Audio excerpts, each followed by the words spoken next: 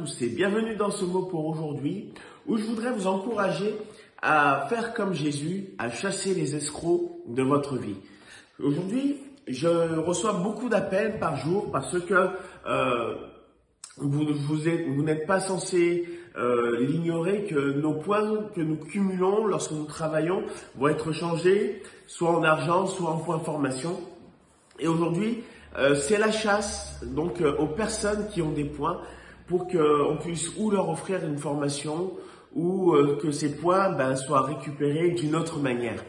Dans tous ces appels, il y en a quelques-uns qui sont vrais, qui appellent et qui vous offrent vraiment des formations, celles que vous voulez ou peut-être vous n'auriez pas pensé, donc on vous l'a suggéré. Mais il y a aussi de vrais escrocs qui vous appellent, qui vous offrent une formation, vous prennent votre argent et qu'en finalité, il n'y a plus rien. Il y a de vrais escrocs. Ça se fait aussi avec pas mal d'autres produits, des assurances, des offres téléphoniques ou autres. Mais je voudrais vous dire qu'il existe aussi des escrocs en ce qui concerne vos propres vies. Il y a des personnes qui sont là pour vous prendre votre argent, vous prendre votre temps, vous prendre votre énergie et utiliser parfois votre recherche de Dieu pour la détourner pour un homme. Et Jésus, un jour, va rentrer dans un temple et il va faire quelque chose de particulier, c'est qu'il va renverser la table d'échangeurs. C'était des personnes qui étaient à l'entrée du temple, un endroit où les gens venaient pour chercher Dieu, pour l'adorer, pour recevoir de lui encore la grâce. Mais il y avait des gens qui étaient là avant et qui utilisaient justement cette entrée pour pouvoir faire leur commerce. Jésus va rentrer et va renverser littéralement tout ce qu'ils avaient installé devant et leur a reproché d'avoir fait de la maison de Dieu une caverne de voleurs. Parce que ce que les gens cherchaient, ils ne pouvaient pas le trouver dans ce que on leur proposait. On leur proposait d'acheter des animaux pour le sacrifice, d'acheter des choses qui servaient de transition pour recevoir la grâce de Dieu. Et aujourd'hui, je voudrais vous dire que seul Jésus peut venir et changer votre vie. Et c'est ce qui va se passer une fois qu'il va changer, qu'il va renverser toutes ces tables. La Bible nous dit que des boiteux, des aveugles vont venir à lui et vont s'approcher dans le temple. Et qu'est-ce qui va se passer? Jésus va les guérir. Dans la présence de Dieu, ce n'est pas des intermédiaires que nous devons trouver, mais c'est Jésus. Je voudrais vous encourager aujourd'hui à venir au pied du Seigneur. La Bible nous dit que bien plus que d'échange, c'est lui qui a donné sa vie pour nous en rançon par rapport au péché. Parce que c'est le péché qui nous sépare de Dieu. C'est le péché qui nous sépare de la grâce et qui nous a enlevé toute possibilité aujourd'hui de vivre avec espérance, avec joie, avec paix et avec aussi cette grâce de voir Dieu intervenir dans notre vie.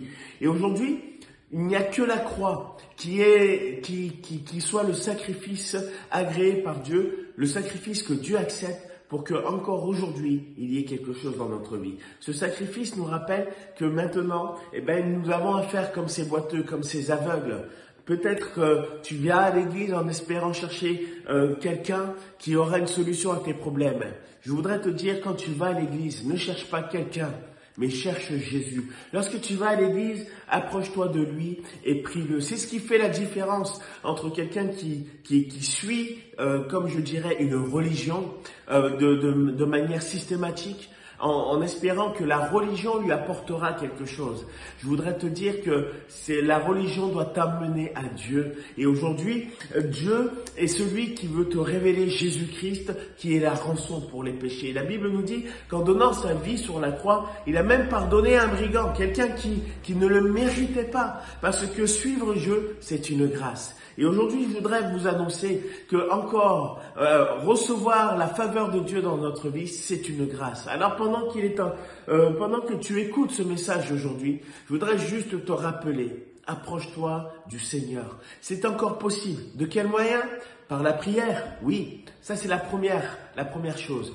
Là où tu es, commence par prier Jésus. Demande-lui pardon pour tes péchés. Accepte ce qu'il a fait pour toi.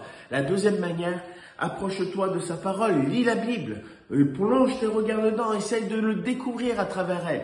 Et la troisième chose, c'est que lorsque tu vas à l'église, va avec la ferme intention de découvrir, de connaître, de recevoir quelque chose qui vienne de lui, parce que là où son peuple se rassemble, là, le Seigneur aussi demeure. Je vous souhaite à tous une bonne journée, en vous souhaitant aussi de bonnes vacances et vous encourageant encore pendant cette période d'été à le chercher, car il est celui qui a chassé les escrocs. Avoir la foi, ce n'est pas une illusion. Avoir la foi, c'est une réalité qui transforme et change les vies. Que le Seigneur vous bénisse et je vous dis à bientôt.